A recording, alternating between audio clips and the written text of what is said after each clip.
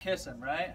Does that make you feel weird? Yeah. Now it's awkward, right? Yeah. That's what I like. I like the awkwardness. Okay, so you're gonna hold Cspine like this. Hey, sir, my name is Jeff. I'm the EMT. I'm here to help you. Okay, I'm just holding your head as a precaution. Okay.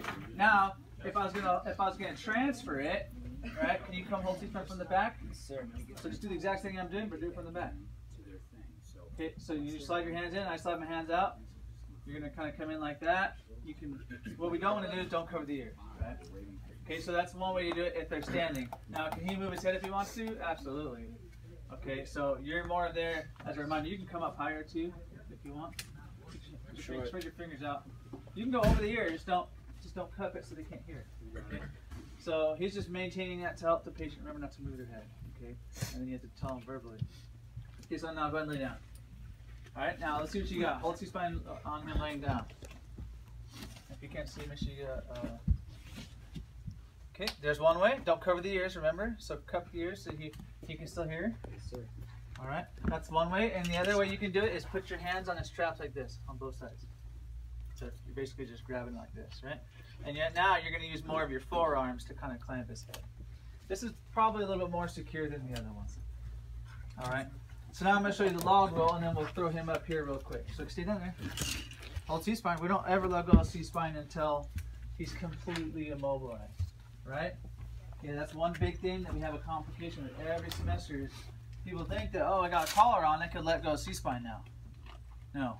Okay, this is just something to help, like an adjunct, to help you maintain stabilization until he's completely immobilized to a backboard. Sir, yes. That one might be the infant one. That one in the packet, I believe, is the adult one. No, this is an adult one. Yeah. Okay, I wasn't sure. Now, so we're gonna put this on. Let me show you to put it on. We'll do that on the board actually, so just because he's up higher. All right, so now let's do a little log roll. No, see where you're at? Okay, now we need a couple people to do our log roll. Can I get a couple people? Just the first two up here, right? 1, 2. Okay, so I'm gonna have you guys go on that side there. Don't step over the patient. Go on that side. Yeah, that was like, okay, now get on your knees. Get down your knees. Get down level to him, and you're gonna grab his body on this side. Let's see if this goes. do what? No, don't worry about your gloves. Too much time. Let's go. You need to have gloves on, but it's too late. Come on. So put your hands over there. Grab. You're gonna put your hands over there and grab. Pretty darn close. So now what we're gonna do is you're gonna cross here. Yep, that's it. That's all we're doing. Okay, so he's got a shoulder. You guys both got the waist. He's got the leg. All right. Now the person that's at the head. We're gonna call him the head person or head man. Is going to be in charge because he's got the most critical part of the body, right? The cervical spine, which is what we're trying to protect. So he's going to count to 3, and then you guys are going to roll him up onto his side. All right. 1, 2, 3. So you need to move your legs out of the way so you can get space to move. Now go all the way over. Keep going. There you go. All right. So now I'm going to put the board in place, and a little trick here to get him centered on the board the first time is to go just a little bit farther so he feels like he's leaning forward. Okay. Now I can get that board all the way underneath, and you're going to go back. You ready? 3, no, 2, 1, 2, 3. 1, 2, 3. And put the legs back on. Put the legs on the board for us. And he looks pretty darn centered to me. All right. Now, if you don't place that well, he's going to be off to the side, kind of like that. Okay. He's not going to be centered. Now you have to center him, which is just more work. So it's important to try to get it the first time. All right. So now, if say we get in this position, no, put yourself back. now we have to get him over, right? So we can't just go like this. Because look what it does to his spine. Oh yeah. Yeah. Okay, so that's kind of a problem. So we have a way to get around that. All right. So you guys are gonna you're pretty much good. Just grab the legs down there and keep them up. You're gonna grab both the feet. Just grab the feet. Yeah. And then kind of watch the board. I don't think the board should slide on the carpet, but so you're gonna spin yourself around and get to the feet. Okay. There you go. Now you can put your foot, just grab your foot like this and put it up against the board. No, not the other way. It's probably right there where it's not gonna be in the way. Yeah. Now you're gonna pick up the feet and just kind of keep them up when we go. Not high. All right, you ready? So now we're gonna go here and here. You're gonna tell us. We're gonna go down. And then you're going to say 1, 2, 3 again, just right after that, and we're going to come up. It's called a Z track, all right, what it's always been called, I guess. So we're just gonna kind of go down and over, and then straight back up. You ticklish? Yeah. Oh, it's always a guy. All right. 1, 2, 3. Down. 1, 2, 3. So what you're doing is you're kind of sliding them over and kind of keeping them in a normal or an inline natural position, right? But it's just more work. So it's probably better if you can get it the first time. All right, so now he's in this position. Let's get him up onto this. Go ahead and pull that stuff off. Hop up there, patient. Yep. Let's pull this out, please. That's good right there. All right, go ahead and put the backboard on the table. Now, mind you that we want to get the C collar on before we do that. Okay, that's our goal. Go ahead and hop up on there. So everybody can see. Sit up. So everybody can see even better. So now to place this, we need to measure it. So we're holding C-spine. All right, you want to hold C-spine this time?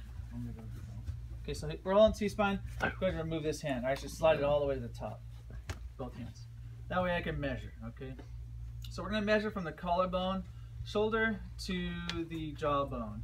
So I can fit, I can feel really tight 5 fingers. So that's good, all right? So what I'm going to do to measure that, so keep that same 5 fingers or 4 fingers or 5 fingers plus a thumb up. Say if I was using it on this gentleman here, right? 5 fingers doesn't reach it, does it? Okay, see it on that side? How about over here? See, 5 fingers doesn't reach it, so I got to take my thumb and go up, right? So to reach it, I'm going to go like this. Everybody see how that works? This is just a measurement tool. I could get a measuring tape out and go, all right, I'm at 6 3/4 inches. Come over here against my collar. I gotta unlock it, and I can slide it up and down to meet that 6 3/4 inches, if that's what it was. But since we don't really carry measuring tapes on us, we use our hands as just a quick reference of how tall that was. All right, so now I'm going to measure it. He was 5 fingers, so I'm going to measure it on the side of the collar right here. So from here to here, plastic to plastic, because that's what's going to sit right there. Do you guys see that? So that's what we're measuring. Okay, so for you guys who can't see, it's going to sit like this. Okay, so that's the distance that we're measuring from here to here. So for 5 fingers, you guys, is it sticking up or is it measured well? Sticking up. You see it sticking up above my hand? So I need to bring it down. So is it above or below my hand now? All right, a little below, huh? Well, let's see if we can get in the middle. I'm going to go between. So on the side, we see there's a little red thing there. I'm going to go in between that measurement just because I think that's where it needs to be, because it's only a little bit low. Now I got 5 fingers, and it looks pretty solid to me. All right, so I'm just going to lock it in right there. Or maybe I won't. No, I can't. I have to go up to the one more. So I'm just going to go up to that next notch there, so it's a little bit taller, and then lock it in place. The other ones that we have that are out there that are a white, not a blue, they have many different little holes that you can lock into, so you can get a lot more precise measurement. This only has 4 settings. All right, so then I'm going to put it in place. If I have to push his chin up like this, it's too big. His chin should keep in a normal inline sniffing position. All right, or not sniffing, just inline, just like this. If I got to push it up, then it's not the right size. So I'm going to go ahead and set it in place, bring it around, and put the Velcro. All right, so now if he's laying down, go ahead and lay down. Okay, go up a little bit, just a little bit, that's it right there. Okay, so now here's the trick. So he's gonna slide his hands up on the head, just like he did before, so I can get in there. I'm gonna take this, I'm gonna grab the Velcro first, underneath his neck. I'm not gonna take it and shove the whole thing under his neck right away, which a lot of people do that. They go, all right, and they go, okay. Then they start pulling it back out. Well, make it simple on yourself. Bring that in, bring this under the chin first, and then pull in the Velcro to tighten it around the back of the head.